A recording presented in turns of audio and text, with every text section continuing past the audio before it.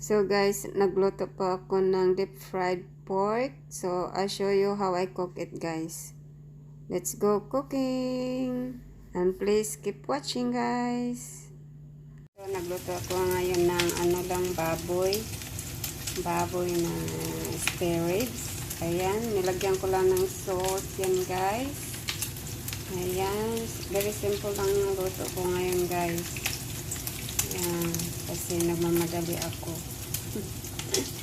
Nagmamadali akong kumain, kaya yun, ito lang, ano ko lang pinirito ba?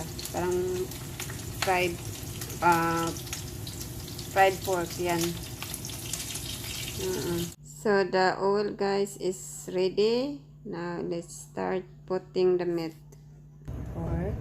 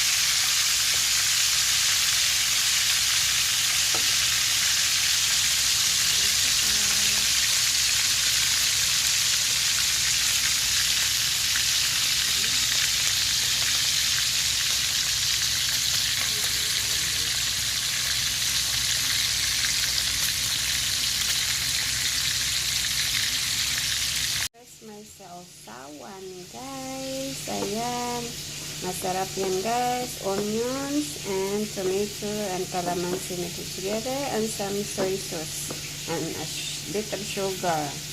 That's right. And then this one, the one that I just cooked, the deep fried pork. Yeah, deep fried pork. Ayan siya, guys. Deep fried pork. Ayan. Ayan yung kalamansi ko, guys. Ito pa rin kalamansi ko at ang onion. Ayan lang. Very simple lang yung cooking ko ngayon, guys. Very easy. Ayan. Very simple cooking for our dinner tonight.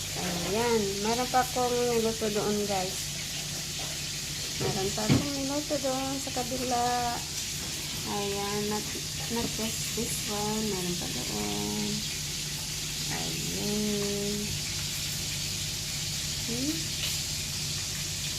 Sarap, guys, na. Sarap, sarap.